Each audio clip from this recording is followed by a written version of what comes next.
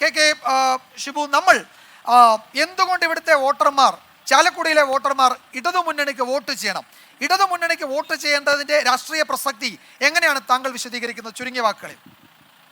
ഇവിടെ ഇടതുമുന്നണിക്ക് സ്ഥാനാർത്ഥിയായിട്ട് മത്സരിക്കുന്നത് പ്രൊഫസർ സി രവീന്ദ്രനാഥാണ്. ഇന്ന് കേരളം കണ്ടതിൽ വെച്ച് ഏറ്റവും പ്രഗത്ഭനായിട്ടുള്ള, ഒരുപക്ഷെ പ്രൊഫസർ മുണ്ടശ്ശേരി മാസ്റ്റർ കഴിഞ്ഞാൽ ഏറ്റവും പ്രഗത്ഭനായിട്ടുള്ള ഒരു വിദ്യാഭ്യാസ മന്ത്രി ആയിരുന്നു ശ്രീ രവീന്ദ്രനാഥ് സാറ്. അതോടൊപ്പം തന്നെ സംശുദ്ധമായിട്ടുള്ള, വളരെ ലാളിത്യമുള്ള ജീവൻ നയിക്കുന്ന രവീന്ദ്രൻ മാഷ് തീർച്ചയായിട്ടും ചാലക്കുടി പ്രതിനിധിയായി പോകണമെന്നാണ് എല്ലാവരും ആഗ്രഹിച്ചുകൊണ്ടിരിക്കുന്നത്.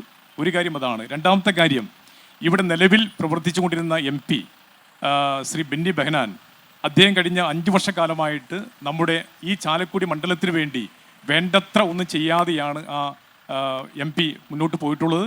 1-2 ഉദാഹരണം എടുത്തു കഴിഞ്ഞാൽ, നമ്മുടെ അങ്കമാലിയിലെ ടെക്നോളജി സെൻ്റർ എന്ന് പറയുന്ന സ്ഥാപനം 1000 കോടി രൂപ മുടക്കിയാണ് കേന്ദ്ര ഗവൺമെൻറ് അത് ആരംഭിക്കുന്നതിന് വേണ്ടി ഇന്നസെൻറ്റിൻ്റെ സമയത്ത് ഇത് ആരംഭം കുറിച്ചത്. അത് ഇപ്പോഴും ആ അവസ്ഥയിൽ തന്നെ കിടക്കുകയാണ്.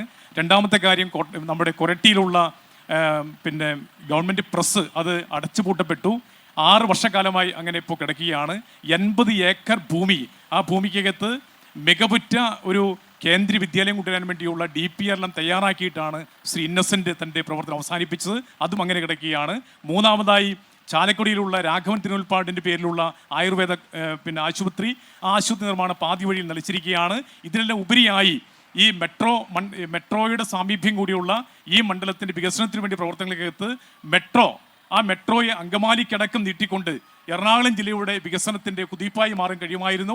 അതിനുവേണ്ടിയുള്ള ഒരു കാര്യം പോലും ചെയ്യാത്ത ഒരു MP ആണ് ശ്രീ ബെന്നി ബെഹനാൻ എന്ന് കാണാൻ കഴിയും. അതോടൊപ്പം തന്നെ വിവിധ തരത്തിലുള്ള ഗവൺമെൻറ്, ഇന്ന് കേന്ദ്രം ഭരിക്കുന്ന BJP ഗവൺമെൻറ് സ്വീകരിക്കുന്ന പൗരത്വ നിയമ ഭേദഗതി സംബന്ധിച്ചുള്ള പ്രശ്നത്തിനകത്താണെങ്കിലും, അതോടൊപ്പം തന്നെ കാശ്മീരിൻ്റെ പദവി എടുത്തു കളഞ്ഞ കാര്യത്തിലാണെങ്കിലും, അതോടൊപ്പം തന്നെ ഫെഡറൽ തത്വങ്ങൾ ലംഘിച്ചുകൊണ്ട് നമ്മുടെ രാജ്യത്തെ ഒരു ഫെഡറൽ സ്റ്റേറ്റുകൾ അതിന് യൂണിയൻ നിലയ്ക്ക് അതിനെ മാറ്റിക്കൊണ്ട് ഇന്ന് ഏകാധിപത്യം കൊണ്ടുവരുന്ന നരേന്ദ്രമോദിക്കെതിരായി ശക്തമായിട്ടുള്ള നിലപാട് സ്വീകരിക്കാൻ മടി കാണിക്കുന്ന ഒരു MP ആയി ഈ പറയുന്ന ബെന്നി ബെഹനാൻ മാറിയിട്ടുണ്ട്.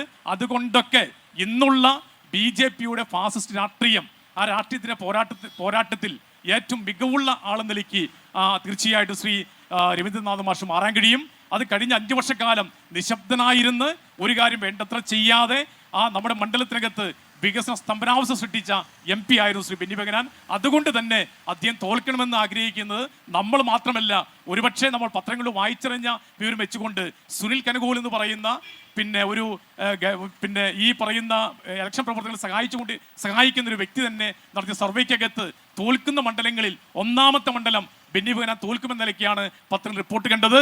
അത് തികച്ചും ശരിയാണെന്ന് നമുക്കിപ്പോൾ അറിയാൻ കഴിയും. വസ്തുതവരെ പരിശോധിക്കുമ്പോൾ ഒരു നിഷ്ക്രിയനായിട്ടുള്ള വികസനത്തിൽ ഒരു കാര്യം ചെയ്യാത്ത MP ആയിട്ടുള്ള ബെന്നി ബെഹനാൻ തോൽക്കുക തന്നെ ചെയ്യും. മറുഭാഗത്ത് ഏറ്റവും മിടുക്കനായിട്ടുള്ള, നല്ല വിദ്യാഭ്യാസ മന്ത്രിയായിരുന്ന, നല്ല രാഷ്ട്രീയക്കാരനായിരുന്ന, സംശുദ്ധ രാഷ്ട്രീയത്തിൻ്റെ പ്രതീകമായിട്ടുള്ള രവീന്ദ്രൻ മാഷ് ജയിക്കണമെന്നാണ് മഹാഭൂരിപക്ഷ ആളുകളും ഈ ആലുവയ്ക്കകത്തും അങ്കമാലിക്കകത്തും ചാലക്കുടിക്കകത്തും ഇന്ന് ചിന്തിച്ചുകൊണ്ടിരിക്കുന്നത്.